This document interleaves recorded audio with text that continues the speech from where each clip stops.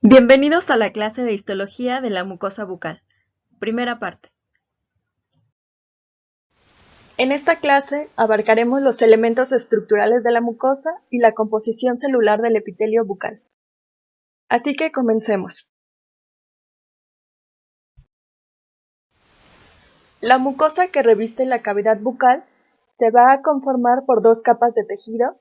La primera capa, más superficial, será de tejido epitelial y subyacente o por debajo a este epitelio se encuentra la segunda capa denominada lámina propia o también llamada corion, que es tejido conjuntivo de origen ectomesenquimático, mientras que el epitelio es de origen ectodérmico. Estas dos capas están divididas por una pequeña región de espesor variable llamada membrana basal.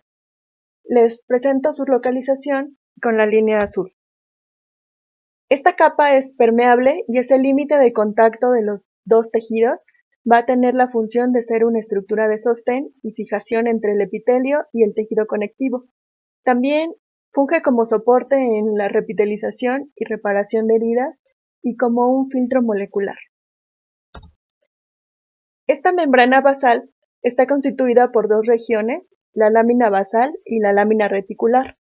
La primera, la lámina basal, es sintetizada por las células epiteliales y la segunda, la lámina reticular, es elaborada por las células del tejido conectivo y se conforma de fibrillas de fijación y fibras reticulares. A su vez, la lámina basal tiene dos estratos, denominados lámina lúcida y lámina densa. Aquí es importante mencionar que las alteraciones en la configuración molecular de esta membrana basal, así como reacciones autoinmunes dirigidas a componentes de esta membrana, originan muchas patologías o enfermedades que tienen manifestaciones en boca y también en piel.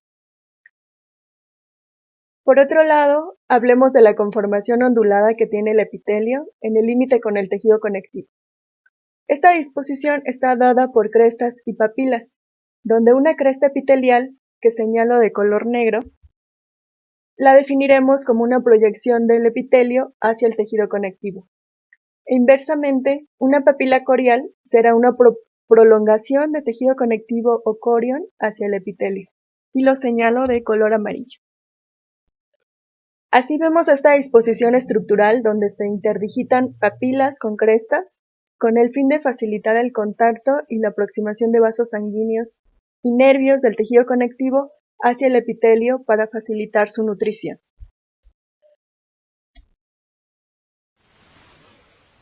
En esta diapositiva vemos un diagrama sobre los componentes que podemos encontrar dentro del tejido conjuntivo.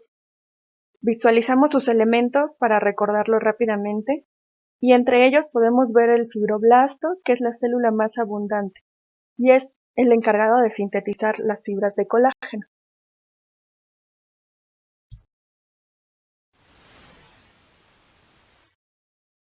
En esta microfotografía teñida con hematoxilina y eosina de un corte de mucosa, observamos el tejido conectivo que puede ser laxo, denso o semidenso y está compuesto por células, fibras y matriz no fibrilar.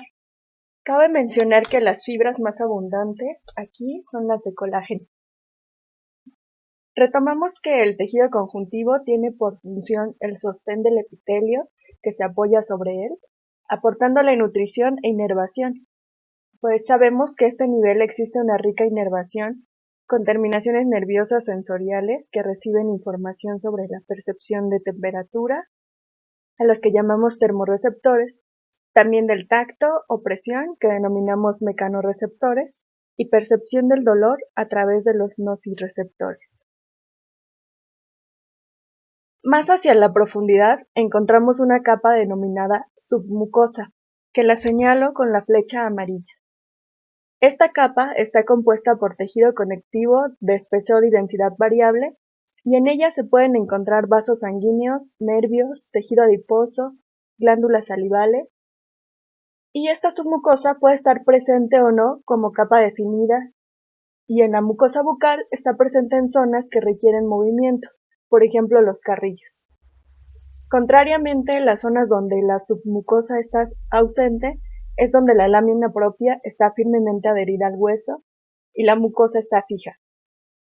está expuesta directamente al choque masticatorio en esa zona, como es el caso del paladar duro.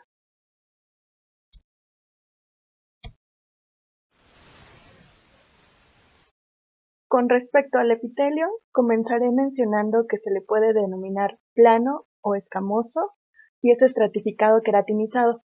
Está conformado en su mayor parte por células que se denominan queratinocitos y estas son células destinadas a queratinizarse, es decir, que durante su vida se citodiferencian y maduran hasta convertirse en una escama eosinófila de queratina, que se descama hacia el medio exterior posteriormente.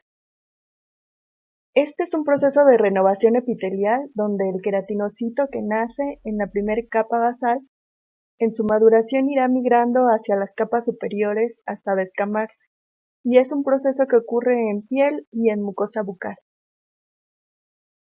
Por otro lado, los queratinocitos se disponen formando capas o estratos y se encuentran unidos entre sí por uniones intercelulares que se llaman desmosomas. Así, conforman una barrera firme de protección.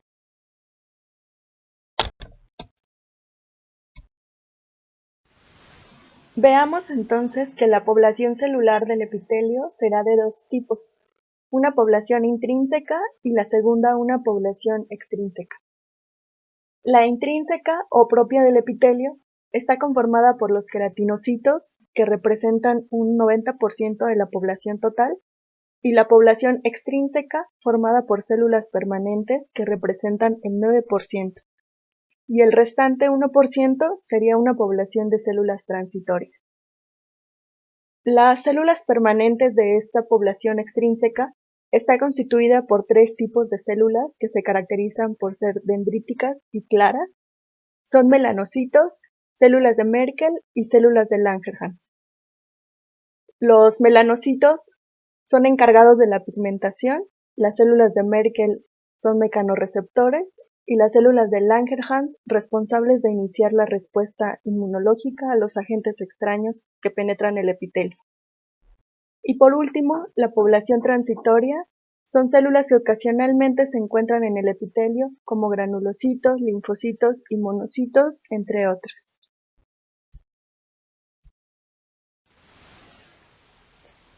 Habíamos mencionado que los queratinocitos se disponen formando 4 capas o estratos, y enumerándolos de abajo hacia arriba son primero basal, segundo espinoso, tercero granuloso o granular y cuarto córneo.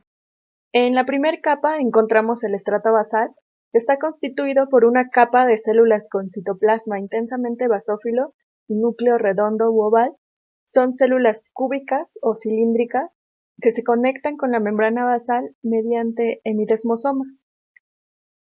También es importante que recuerden que es el estrato donde comienza el proceso de renovación epitelial y son células progenitoras, por lo que es usual encontrar figuras mitóticas a este nivel del epitelio.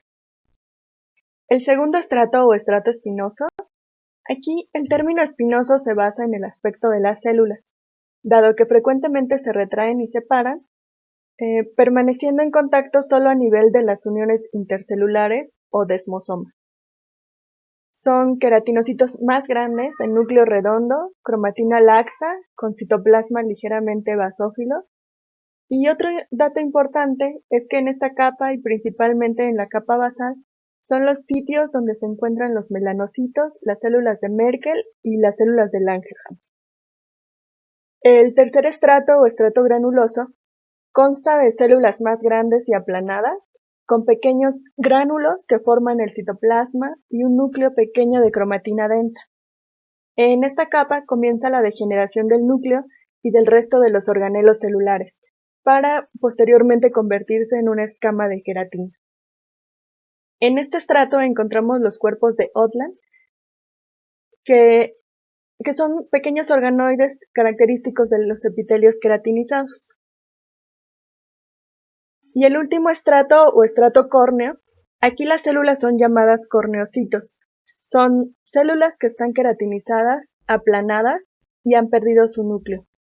Están deshidratadas y compactas para resistir el daño externo, tanto mecánico o químico, y su citoplasma es altamente acidófilo.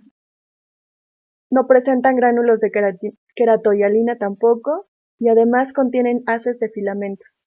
Y esta capa es el estadio final de un queratinocito.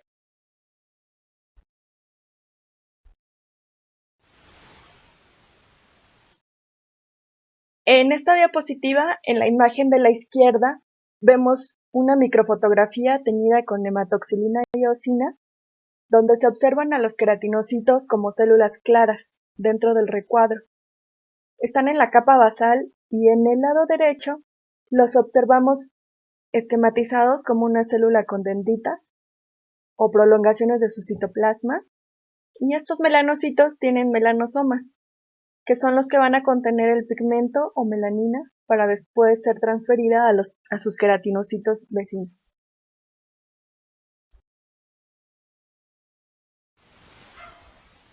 Aquí podemos observar de color café el depósito de pigmento en los queratinocitos basales, y también vemos las otras células extrínsecas permanentes del epitelio, que son las células de Merkel y las células de Langerhans.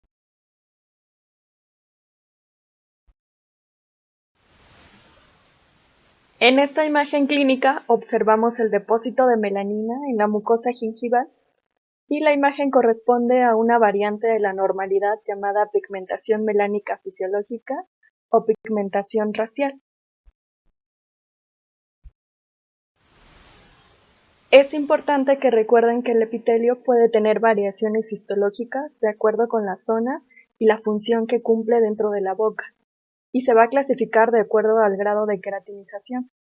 Puede ser queratinizado, no queratinizado y paraqueratinizado. En cuanto al epitelio no queratinizado, se diferencia del epitelio queratinizado principalmente porque no produce la capa superficial córnea y carece del estrato granuloso. Sus capas entonces son capa basal, intermedia y superficial. En el epitelio paraqueratinizado, la diferencia en los elementos celulares del estrato córneo o superficial es que se conservan los núcleos y también algunos organelos celulares parcialmente lisados hasta que se descaman. Los núcleos son picnóticos con cromatina densa, es algo característico de este tipo de epitelio. Aquí es importante tomar en cuenta que las variaciones en el color y aspecto de la mucosa de las diferentes zonas de la cavidad bucal serán determinadas por los componentes de esa zona, como son el tipo de epitelio que ya hemos mencionado, la densidad y la estructura del tejido conectivo, y la existencia o ausencia de la submucosa. Con respecto al tipo de epitelio, un epitelio queratinizado posee mayor espesor por un número mayor de capas celulares con depósito de queratina en su superficie, y esto disminuye la visualización de los vasos sanguíneos que se encuentran en el tejido conectivo, confiriendo a la mucosa un color rosa pálido clínicamente.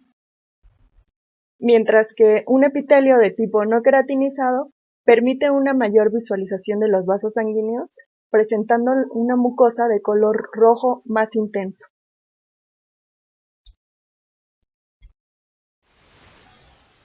Aquí podemos observar del lado derecho una imagen donde se aprecia el epitelio plano estratificado queratinizado, marcando la capa de queratina con el círculo azul, y en la imagen inferior derecha vemos la mucosa queratinizada correspondiente a la zona del paladar, de color rosa pálido en comparación con la mucosa del vientre de la lengua, que es color rojo intenso, por las características clínicas que ya hemos mencionado, como la mayor irrigación y la translucidez de los vasos sanguíneos en el epitelio no queratinizado.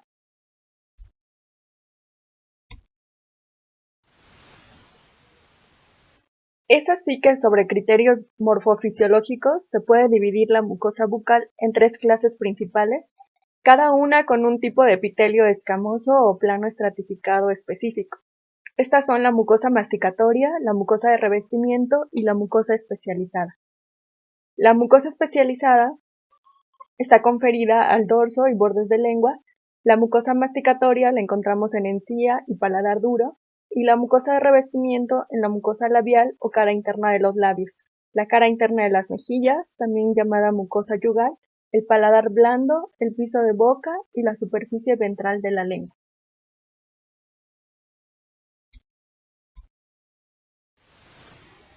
Por último, ya hemos llegado a la parte final de esta clase, donde hemos conocido la mucosa bucal y su epitelio en condiciones de normalidad, y eso nos permitirá entender las alteraciones estructurales y funcionales que dan lugar a las numerosas patologías bucales.